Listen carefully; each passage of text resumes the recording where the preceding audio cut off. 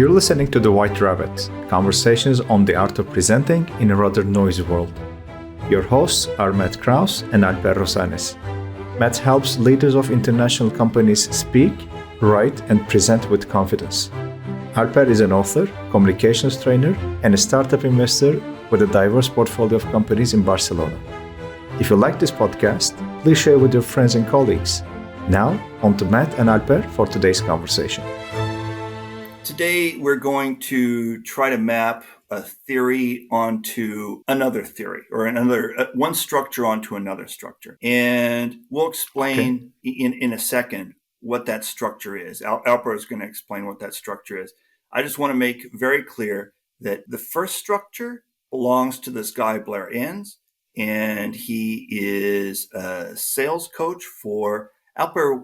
He's a sales coach for creative agencies. Is that correct? Yeah. He runs a training company aimed at creative agencies. Okay. So Blair Enns, he runs a training company for creative agencies. And Alper and I are both big fans of his.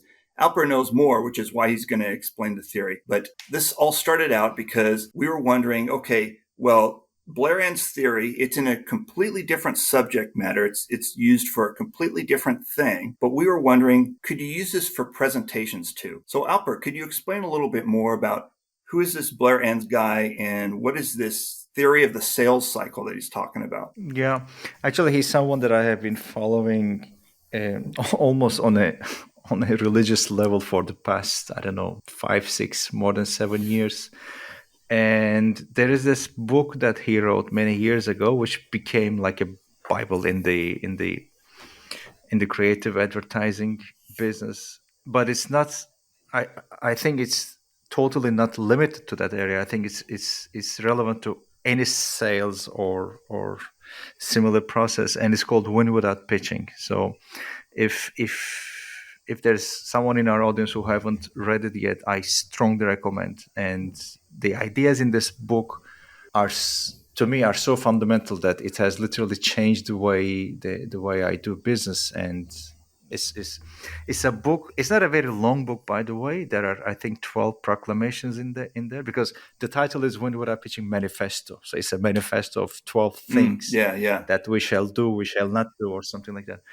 And I just give this book a read every month, every 2 months or something like that. So I don't remember the number of times that I have actually read it.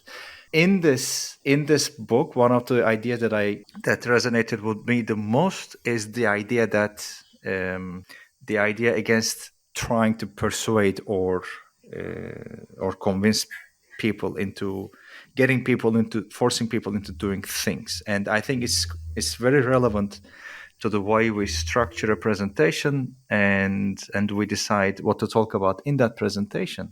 And you specifically asked me about this 3-step process. And what is that 3-step process? As far as I remember, it's talking about this 3-step process relating to selling, but I think it's completely relevant to the way we structure presentations too. Okay. Basically, the first step is to help the unaware.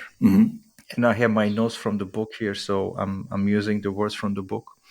The second step is inspire the interested, and the third step is to reassure those who have formed intent. Okay. And I think it's a magnificent way of summarizing the journey that a potential client, or in our case, an audience member of a presentation goes through.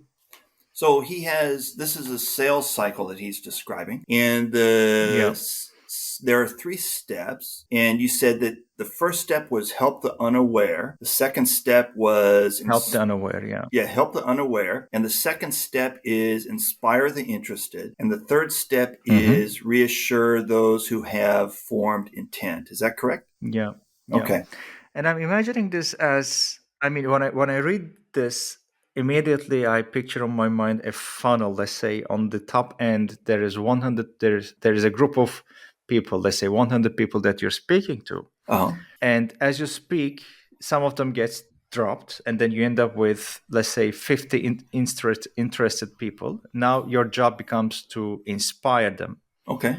and then maybe half of them drop again, and you end up with 25 people who have formed intent, but before taking the step, before actually starting acting the way you would like them to do, they want reassurances from you. And I think throughout this cycle, your role as a speaker changes from informing to reassuring. So And I like the idea of that.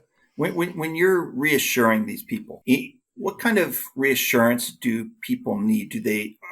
Does this mean they need to be reassured that you have the professional chops to take them there? Or are they being reassured about your idea? Or what are they being reassured about?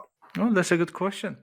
I think it depends on the environment that we're talking about presentations, right? Yeah, yeah. I think it depends on the environment that you're doing it. Environment as in who is forming your audience. For example, are you a startup pitching to investors, Uh-huh. or are you a marketing manager asking for additional budget to implement other things, like making a presentation to the board or something? I think it depends on who you're talking to. Mhm. So you think this structure? A couple weeks ago, we talked about another structure, the boy meets girl structure, and that one was Yeah. boy meets girl, boy loses girl, boy gets girl back. So there were three legs to the structure. Do you think this Blair Enns one can be used? I mean, we know that Blair Enns is saying, "Hey, people, use this for the sales cycle." What are your thoughts on using it for structuring a presentation? Can this also be used to structure a presentation? You mean this one from the manifesto that I talked about? Yeah, these three steps. Can this be used as a Yeah. three-step structure for a presentation? Well, I certainly think it can be used. Mm-hmm. And again, from the top of my head, I imagine, for example, an investment pitch that a startup is making. Let's Mm-hmm. say you're going to talk in a in an event where you will be sharing the stage with 10 more projects, Okay. and there's a group of investors sitting in front of you. They have never heard about your project before. They have Mm-hmm. not even heard about your name before, let alone your project. And you have a couple of minutes, like 3-4 minutes, Mm-hmm. to pitch your project to them. Okay. And in the end, ideally, you would arouse enough interest in them to want to take the next step with you. Mm-hmm. But in this regard, I think it's completely applicable, because what you're going to do, first of all, those people are unaware of your project or Okay. yourself. Okay. So you make them aware of who you are. So you put yourself on their radar Mm-hmm. as part of the presentation, as part of the pitch. Okay. Then what you will need to do is actually, if there are people interested in your audience, you will need to inspire them Mm-hmm. to keep the conversation with you. Mm-hmm. And of course, before the end of the pitch, you would need to give them assurances or reassure them, as it is written in this book, as to why it could be a good idea to take the next steps, or at least have the conversation going. Okay.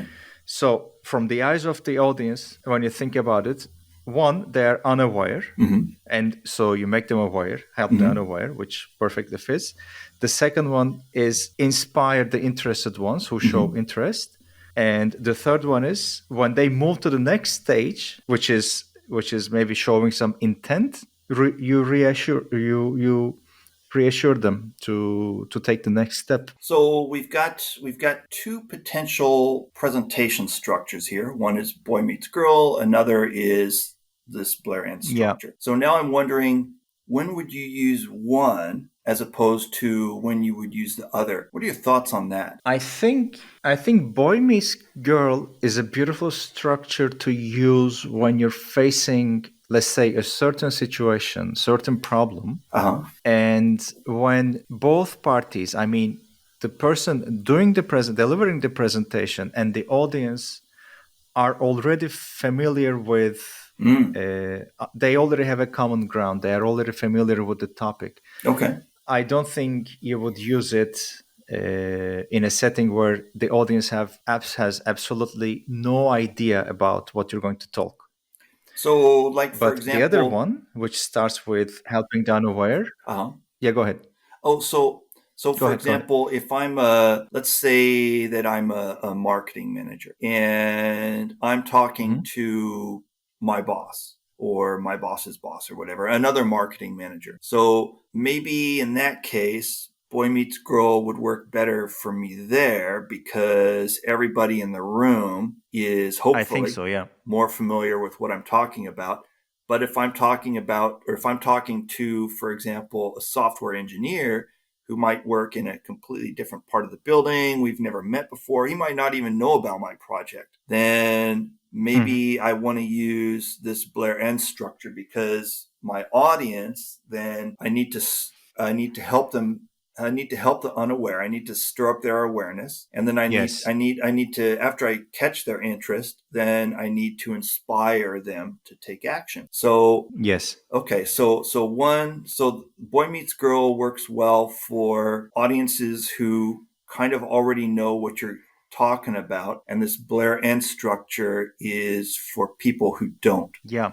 And I Okay. particularly like this word help in the first item. Uh-huh. It doesn't say, for example, make them aware of your project or inform them about your project. It says help the unaware. And my understanding of this is if I'm a member of the audience that you're speaking to and I have absolutely no idea what you're going to tell me or what you're going to talk about, then you actually need to help me become aware of the topic or the problem or whatever it is that you will be talking.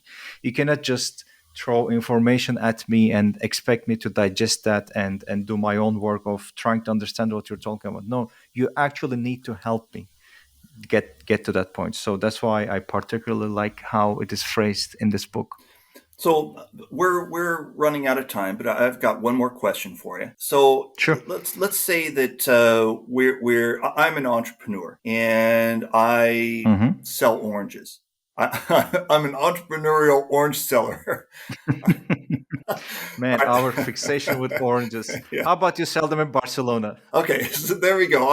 Okay, so I'm an entrepreneurial orange seller in Barcelona, and I'm trying to raise Yeah. money for my orange selling startup. So you're saying that, okay, I've got these investors sitting in front of me, and even though they know a lot about investing, I need to help them become aware about orange problem that I'm solving. Is that correct? I think so, because unless the event is titled Orange Symposium in Barcelona or something like that, they will have absolutely no idea about your project, your business model, what it is. So I think you will need to actually help them become aware of the orange situation, which I don't think is the case, but in case. So yeah. Okay, so we're about to wrap up for today. So before we go, Alper, is there anything else that you wanted to add about this potential structure here? Well, other than the fact that I couldn't recommend this book higher or stronger, I urge people to take a look at it. I think the website is winwithoutpitching.com, and they can go there and see the book. Yeah, we're both huge fans of that book. Alper reads it. What did you say, Alper? You read it like you reread it every couple 2 or 3 months or something like that? Much more frequent than that. I take a look at the book at least once a week. Excellent. Well, so I'm a big fan. I'm not that big a fan. I haven't read the book in a while, but it's an excellent book, and I second Alper's recommendation. If you haven't read this book yet, then you should definitely check it out. So anyway, that wraps it up for today, and thank you very much, All right. Alper. Thank you. We'll see you guys next week. All right, I'll talk to you later. Talk to you later. Bye-bye. Thank you for listening to The White Rabbit with Matt Krause and Alper Rozanes. You can subscribe to the podcast on Spotify, iTunes, or through your favorite feed.